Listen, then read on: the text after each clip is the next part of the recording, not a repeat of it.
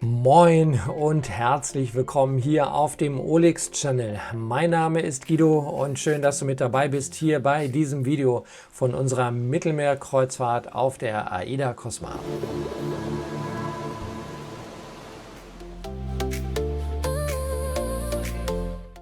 Unsere Reise ist gestartet mit einem kurzen 2,5-stündigen Flug von Düsseldorf aus hier nach Barcelona und der Bustransfer hat uns dann direkt hierher gebracht zum größten Kreuzfahrtterminal Europas und dann ging es auch schon auf unser Zuhause auf Zeit, die AIDA Cosma.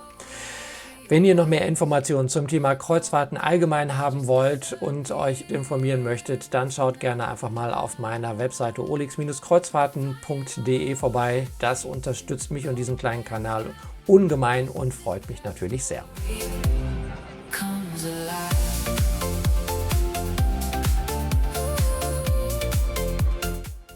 Diese Reise war eine Familien- und Freundesreise. Hier sieht man sie schon winken. Wir waren insgesamt 8 Personen auf dieser Reise, darunter auch ein paar Kreuzfahrt-Neulinge. Ja, und am frühen Abend ging es dann auch schon los. Das Schiff hat abgelegt hier aus dem Hafen von Barcelona. Wie immer natürlich eine wunderbare Atmosphäre mit der Auslaufmusik und hier natürlich bei perfektem Wetter und einem Cocktail in der Hand. Da macht die Ausfahrt aus dem Hafen direkt doppelt Spaß.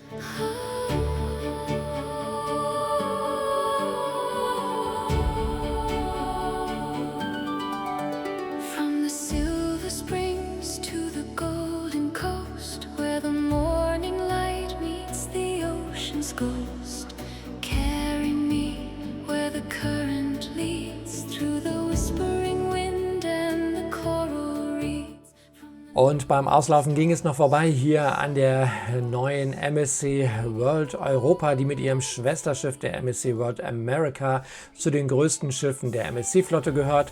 Im Übrigen ähnlich groß wie die AIDA Cosma und auch ein LNG-Schiff, also Antrieb mit Flüssiggas.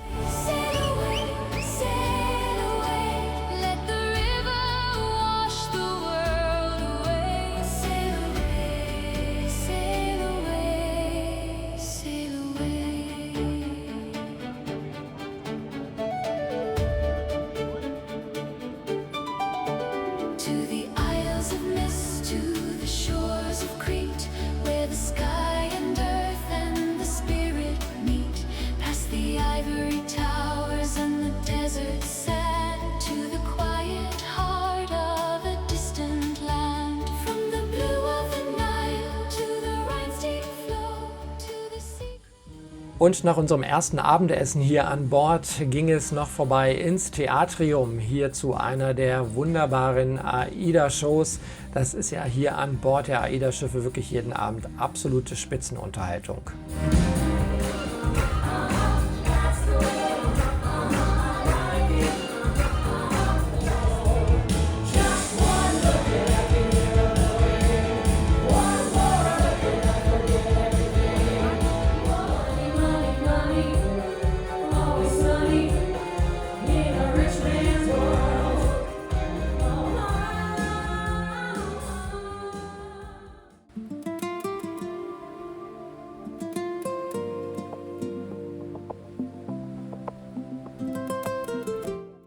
Unser erster Hafenstopp führte uns hier nach Palma de Mallorca und für die Frühschwimmer hier am Morgen hatte man vom Pool aus einen wunderbaren Blick hier schon in der Ferne auf die Kathedrale von Palma, die wir uns tatsächlich im Laufe des Vormittags auch angesehen haben. Wir haben den Shuttlebus von der Reederei genommen und sind dann hier direkt am Fuße der Kathedrale rausgelassen worden aus dem Bus. Man muss also nur einmal über die Straße und ist hier direkt mitten in der Altstadt von Palma.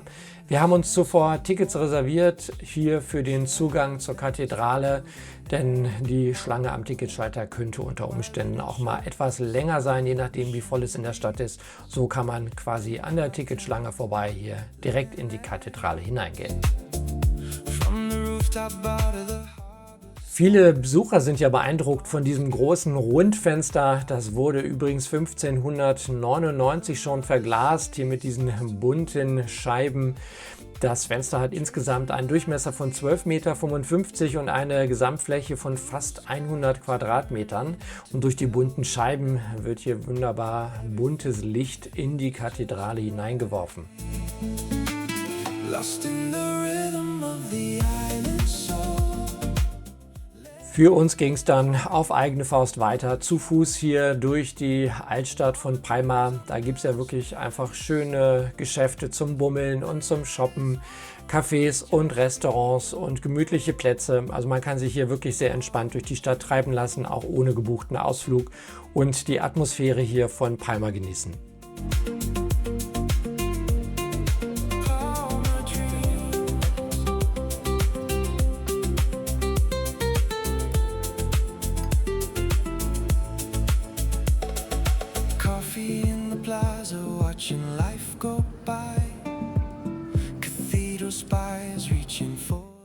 Palma ist im Übrigen Sitz der Regierung der Autonomen Gemeinschaft der Balearen, ist Bischofssitz und hat auch eine Universität.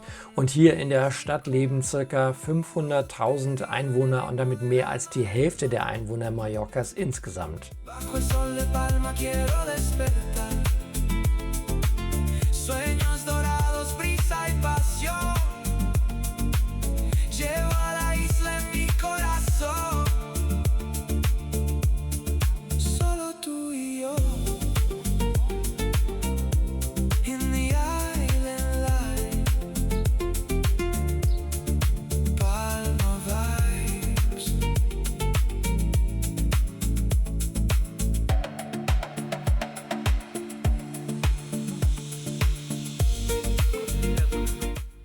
Und mit einem letzten Blick hier auf die Kathedrale von Palma haben wir uns von der Insel wieder verabschiedet. Der Shuttlebus hat uns zurückgebracht zum Schiff und dort gab es nach einem gemütlichen Abendessen wieder mal eine Show, und zwar hier die AIDA Stars Show.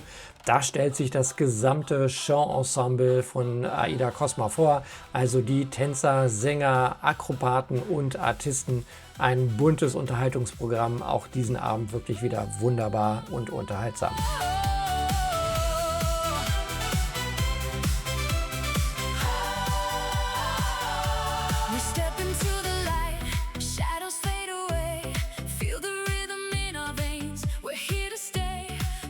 Move like fire, hearts begin to race. This is our moment, this is our space. Hear the crowd, feel the heat, every step in perfect beat. No more fear, no disguise, we come alive tonight. We rise, we fall, we fly again through the fire, through the pain. Voice is strong.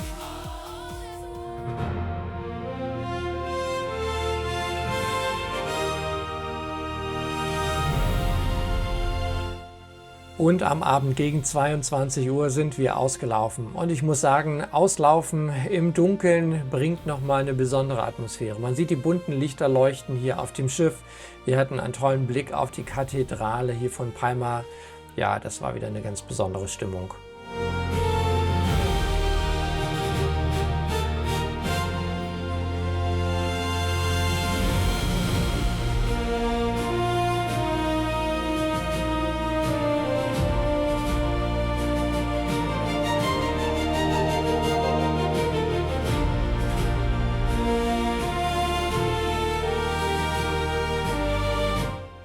Und nach einem Drink hier an der Lanai Bar ging es für uns noch in den Beachclub, denn da lief die Mallorca Party mit Partyhits und guter Stimmung. Noch ein Drink, noch ein Shot, egal was morgen kommt.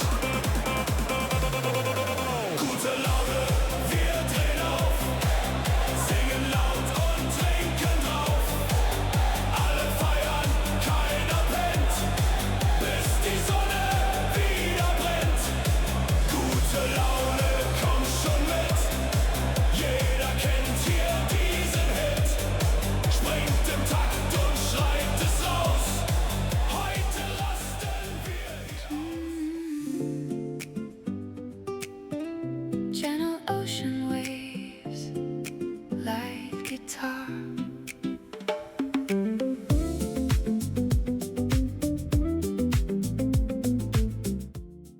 Tag 3 war der erste, aber auch einzige Seetag auf dieser Reise und besonders natürlich für die Kreuzfahrt-Neulinge unserer Reisegruppe eine gute Gelegenheit, das Schiff mal ganz in Ruhe kennenzulernen und zu erkunden.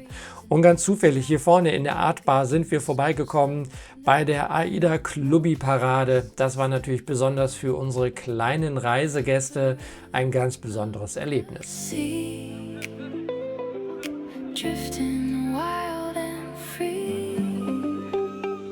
Sea day, we're just drifting along. Sun on our faces, humming a song. A little shopping, a drink in my hand. Easy like waves, touching the sand. See, there no plans, no rules. Everything feels light and cool. Laughter echoes in the air. Nothing else can compare.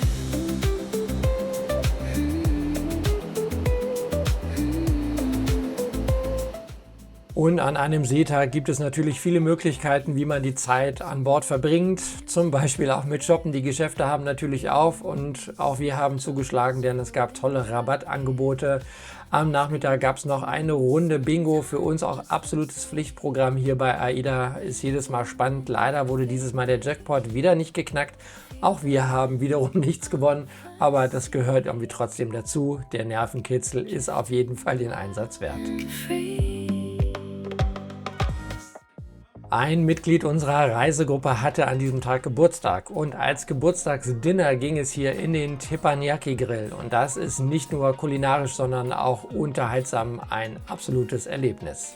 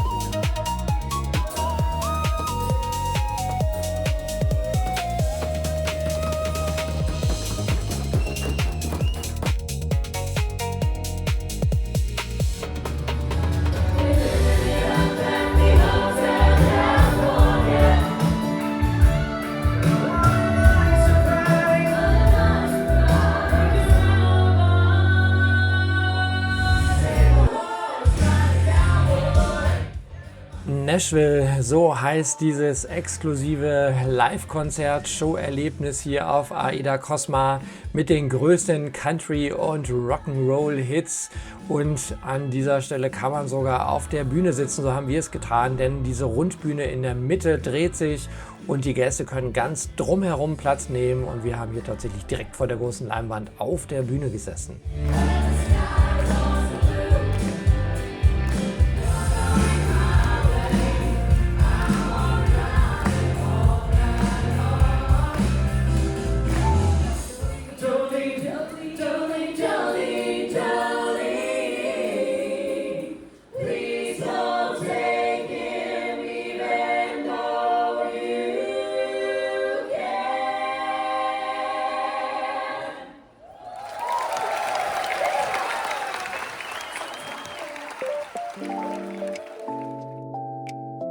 Night city sounds, distant traffic.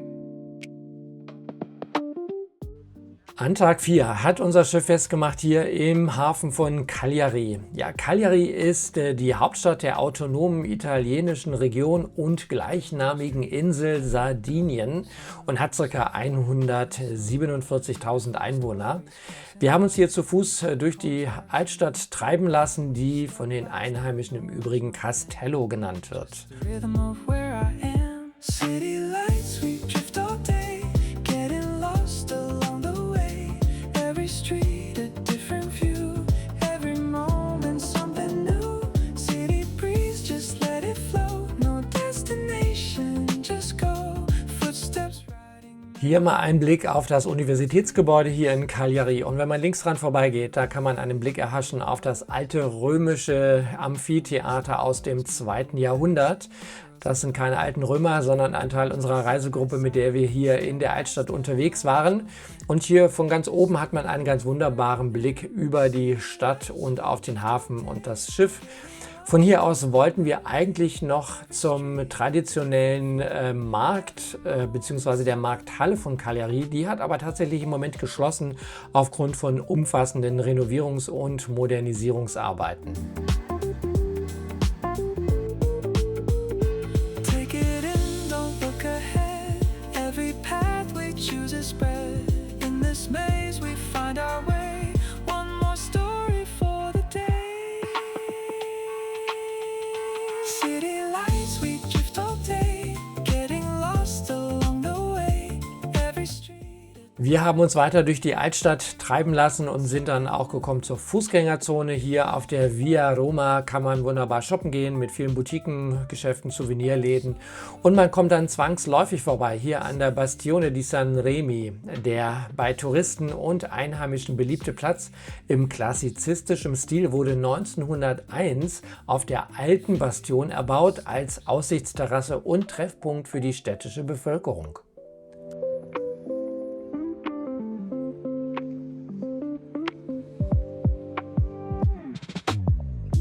There's a sigh, breaks his lightly, soft jazz loop. Afternoon unfolds in silver glass, sunlight sliding as the taxis pass. Sidewalk stories spilling into view, neon yawns and lazy shades of blue. Step by step, no rush, no plan, just the map inside my hand. City glow, we roam the day, pouring streets in shades of gray. Every turn. Durch die engen Gassen der Stadt und durch das sogenannte Elefantentor ging es dann am Ende noch zum Dom von Cagliari. Die Kathedrale Santa Maria di Castello ist Bischofskirche des Erzbistums Cagliari und wurde ab 1217 erbaut und über die Jahrhunderte immer mal wieder umgebaut und den jeweiligen Stilrichtungen der Zeit angepasst. Das Innere des Doms ist im Übrigen völlig im Barockstil gehalten.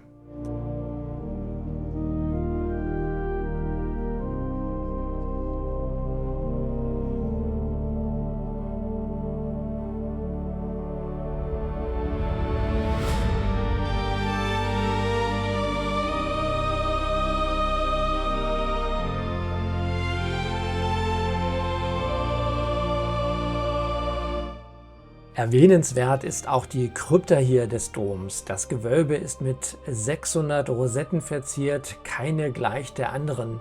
Sie beherbergt Grabkammern mit Überresten von fast 300 sardischen Märtyrern.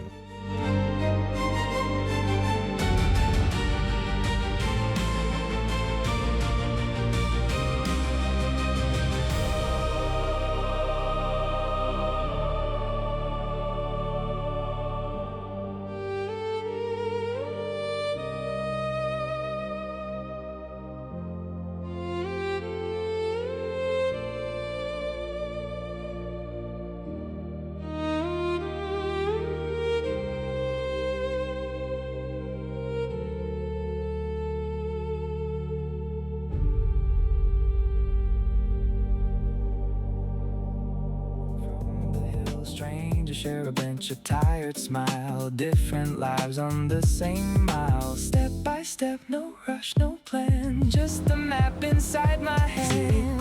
We roam the day, pouring streets in shades of gray. Every turn a different view, every corner something new.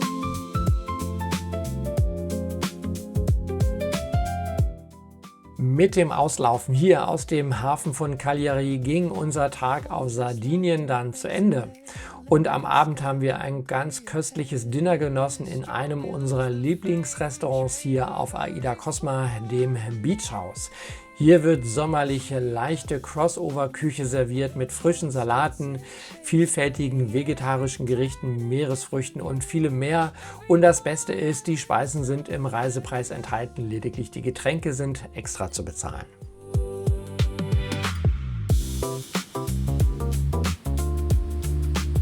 Soft beat, city ambiance, distant laughter fading. Auf den ersten Blick sieht es nicht nach einem Highlight aus, aber Tag 5 war natürlich ein absolutes Highlight. Hier der Hafen von Civitavecchia ist natürlich ein Industriehafen, deswegen zieht es die meisten Gäste natürlich dann nach Rom. Von hier aus ist man mit dem Zug in circa 45 Minuten in der Stadt. Wir sind ausgestiegen hier an der Stazione San Pietro und damit auch ganz in der Nähe hier vom Petersplatz und dem Petersdom.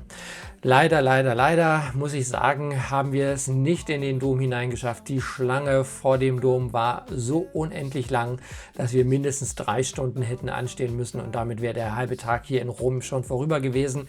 Das ist dann also ein Punkt für unsere Bucketlist, wenn wir nochmal nach Rom reisen mit etwas mehr Zeit.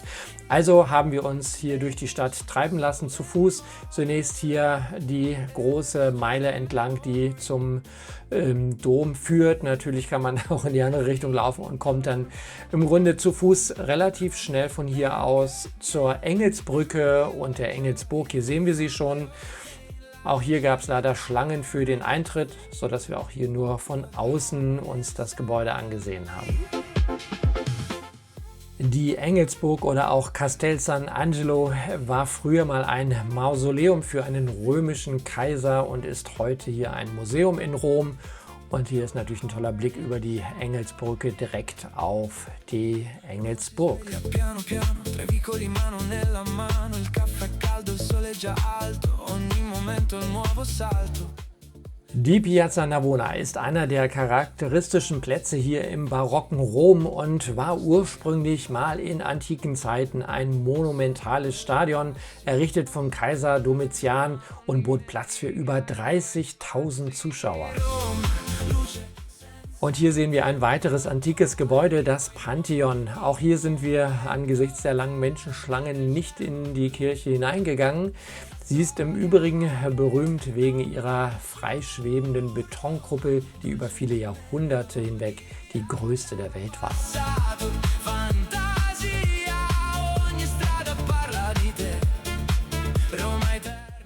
Zu Fuß durch die Stadt ging es für uns zu einem weiteren Pflichtprogramm für Rom-Touristen, dem Trevi-Brunnen. Er wurde in den Jahren 1732 bis 1762 für den Papst Clemens VII. Errichtet und gilt als Meisterwerk des Barocks. Der vom Aquädukt Aqua Vergine gespeiste Trevi-Brunnen ist der größte Brunnen Roms und gilt als einer der bekanntesten Brunnen der Welt.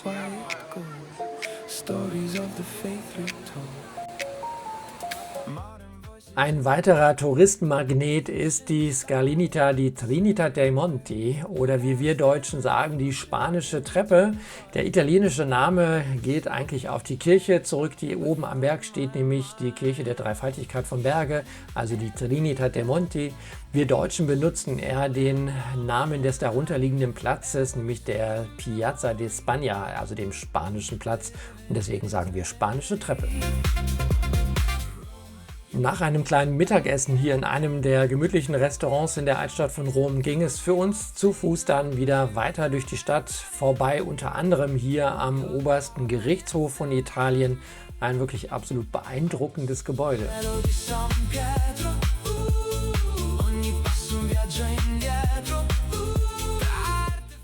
Entlang des Tibers ging es für uns dann so langsam wieder zurück in Richtung Vatikan mit Blick Richtung Petersdom. Hier sehen wir ihn waren wir dann wieder zurück am Ausgangspunkt unseres Fußweges durch die italienische Hauptstadt.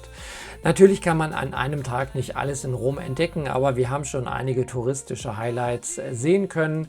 Natürlich nicht in der Zeit und Muße, die man eigentlich bräuchte, um das alles aufnehmen zu können. Aber wenn man nur einen Tag in der Stadt ist, dann kann man sich einen ganz guten Überblick verschaffen. Fürs nächste Mal kann man sich dann weitere Highlights wie zum Beispiel das Kolosseum vornehmen oder etwas mehr Zeit an den einzelnen Destinationen verbringen. Aber so hatten wir einen ganz guten Überblick über die Stadt bekommen und zu Fuß war das auch wirklich alles ganz gut erreichbar. Von hier aus ging es dann mit dem Zug wieder zurück zu unserem Hafenausgangspunkt nach Civitavecchia. Die Rückfahrt hat etwas länger gedauert, so circa eine gute Stunde waren wir unterwegs und dann waren wir wieder zurück hier am Hafen von Civitavecchia und dann ging es auch schon wieder weiter. Roma, sei la mia libertà.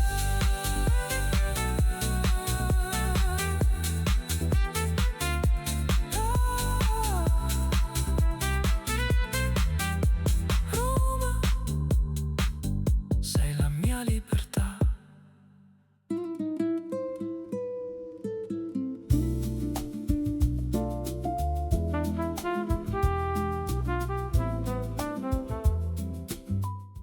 An Tag 6 unserer Reise haben wir Korsika besucht und ich struggle immer ein wenig mit der Aussprache der Hafenstadt Ajaccio und ich hoffe, ich habe sie einigermaßen richtig ausgesprochen.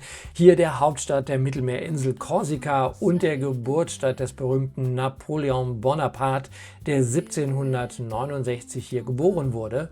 Wir haben das Geburtshaus besucht und auch seine Taufkirche. Also man begegnet dem berühmten Sohn der Stadt hier tatsächlich überall. Regarde, le matin parle sans bruit, et dans ce calme un peu rare, je me perds dans l'infini. Corse, mon rêve suspendu, entre ciel clair et mer perdue. Chaque instant devient plus doux quand je me rapproche de vous. Corse, ton souffle me retient. Dans ton silence, je reviens. Et même quand je pars un jour, je garde ton goût pour toujours. Les montagnes touchent le vent et racontent doucement des histoires d'un autre temps que l'on entend en marchant. Les vagues chantent en secret sur les rochers fatigués et la lumière vient danser sur les ombres du passé. Corse, mon rêve suspendu, ciel clair et mer perdue. Chaque instant devient plus doux quand je me rapproche de vous. Corse, ton souffle me retient. Dans ton silence, je reviens. Et même quand je pars un jour. Dem größten Sohn der Stadt wurde 1938 hier am Place d'Austerlitz eine riesige, kolossale Feldherrenstatue errichtet, um ihn zu ehren. Und so blickt der erste Kaiser Frankreichs hier auf seine Geburtsstadt und auf eine Liste seiner siegesreichen Schlachten in großen Lettern hier auf die Granitebene hinab. Die Niederlage von Waterloo im Übrigen hat man allerdings ganz gekonnt unterschlagen.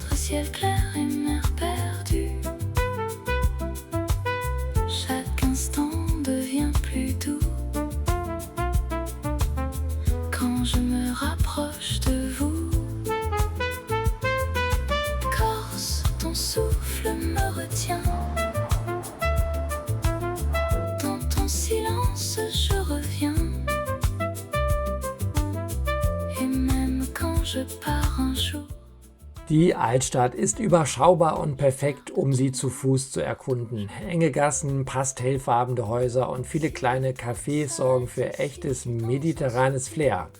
Ja, Ajaccio ist keine riesige Metropole wie Rom, aber genau das macht den Reiz aus. Entspannt, geschichtsträchtig und perfekt für einen abwechslungsreichen Tag zu Fuß.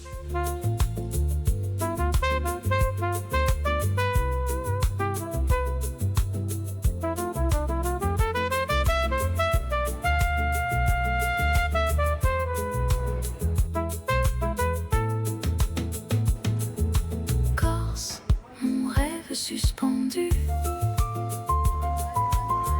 entre ciel clair et mer perdue. Chaque instant devient plus doux quand je me rapproche de vous. Corse, ton souffle me retient. Dans ton silence, je reviens. Et même quand je pars un jour, je garde ton goût pour toujours.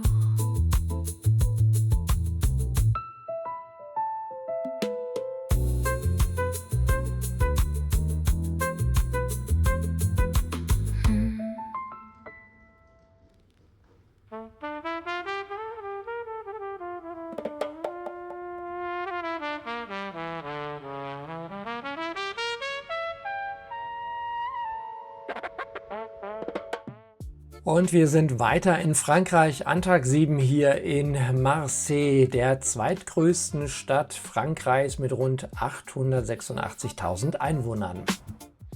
Am Hafenausgang fällt man quasi direkt hier vor die Cathédrale de la Major. Sie ist die Bischofskirche der römisch-katholischen Erzdiözese Marseille und wurde ab 1852 im neoromanisch-byzantinischen Stil erbaut. Intensément, pas besoin de faire semblant. Ici tout est différent.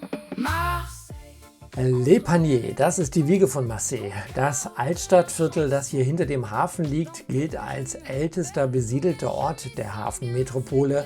Bereits 600 vor Christus gründeten die Griechen hier ihre Kolonie Massalia. Das heutige Altstadtviertel stellt allerdings nur einen Bruchteil der einstigen Altstadt dar, da mit der Rue de la République, die im 19. Jahrhundert erbaut wurde, doch viele Bauten weichen mussten. Die Vieille Charité ist ein ehemaliges Armenhospiz hier im Zentrum von Le Panier, dem Altstadtviertel hier von Marseille. Heute dient es als Museums- und Kulturzentrum und ist ursprünglich als Armenhaus im 17. Jahrhundert entstanden, war also für die Unterbringung von Kranken, Armen und Obdachlosen vorgesehen.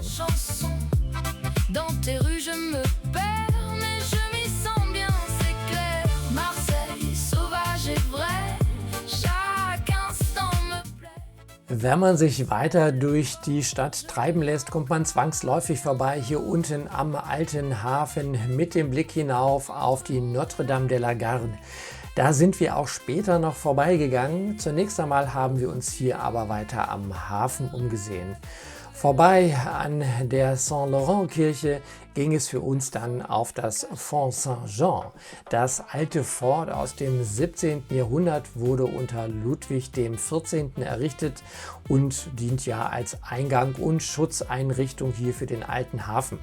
2013 wurden 2 Fußgängerbrücken gebaut, sodass man ganz einfach vom Viertel Le Panier hier auf das Fort kommt oder vom Museum der Zivilisation Europas und des Mittelmeers, so heißt das Museum. Und wir sind hier auf dem Museumsdach mit dieser interessanten Konstruktion. Von hier oben vom Fort aus hat man einen ganz wunderbaren Blick über den alten Hafen und die Hafeneinfahrt. Der Eintritt im Übrigen hier oben zum Fort ist kostenfrei. Man muss also nichts extra zahlen, um sich hier über das Fort bewegen zu können. Hier unten am Hafen sind wir dann umgestiegen in eine dieser kleinen touristischen Bimmelbahnen, die einen durch die Stadt führen. Denn wir wollten hinauf zur Kirche Notre-Dame de la Garde und der Aufstieg, der ist etwas beschwerlich. zumal wir schon den ganzen Tag zu Fuß unterwegs waren. Also haben wir gedacht, wir nehmen die bequeme Tour und fahren mit der Bimmelbahn hier einmal um den Hafen herum durch die Stadt hinauf zur Kirche Notre-Dame de la Garde. Descend sur les façades, reflets dorés sur la balade, le vent salé sur ma peau. Marseille brillant. Notre-Dame de la Garde oder im Volksmund auch La Bonne Mère, die gute Mutter genannt, ist eine Marienwallfahrtskirche hier in Marseille. Sie wird jährlich von rund 2 Millionen Menschen besucht und geht zurück auf eine Marienkapelle, die der Priester Pierre hier im Jahr 1214 auf einem Felsenplateau des Hügels La Garde errichten ließ. Daher auch der Beiname der Kirche Notre-Dame de la Garde. Pour Marseille, la nuit s'allume sous les étoiles et la lune. Von hier oben hat man einen ganz wunderbaren Blick über die Stadt, bekommt aber auch einen Eindruck von der schieren Größe Marseilles. Hier sieht man, dass es eine absolute Metropole ist. Ja, wieder unten am alten Hafen haben wir uns noch ein wenig durch die Stadt treiben lassen. Hier an der Uferpromenade entlang gibt es schöne mondäne Gebäude, die ja manchmal so ein wenig an Paris erinnern.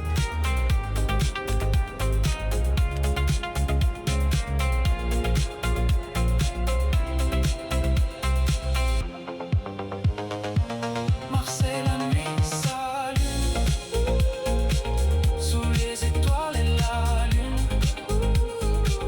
Tout paraît irréel.